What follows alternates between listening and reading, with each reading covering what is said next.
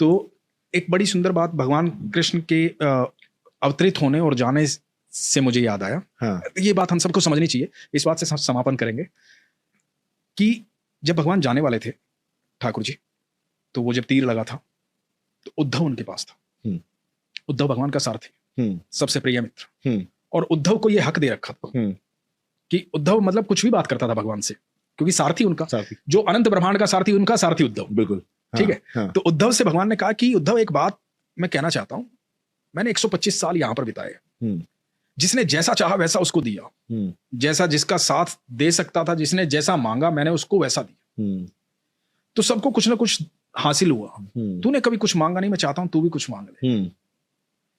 तो उद्धव बोले, प्रभु मेरे साथ आप हैं, अनंत ब्रह्मांड का रचयिता जिसके साथ हो, उससे क्या जरूरत है किसी चीज की, मुझे कुछ जरूरत नहीं। भगवान ने कहा नहीं, मैं चाहता हूं तो कुछ मांग ले, तेरे पास भी कुछ होना चाहिए।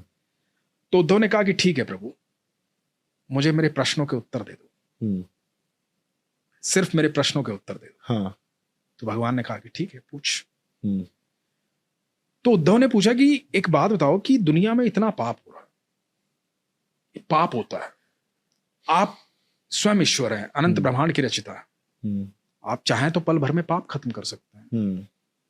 पाप होता ही क्यों है, लोग करते ही क्यों है? पाप तो होना ही नहीं चाहिए, आपके होते हुए पाप नहीं होता, महाभारत भी नहीं होती। तो भगवान ने बड़ी महत्वपूर्ण बात कही, वो बड़े ध्यान से सुनिएगा। भगवान ने कहा कि मैं हर जीव के साथ साक्षी भाव में रहता हूं, मैं किसी के कर्म में हस्तक्षेप नहीं करता।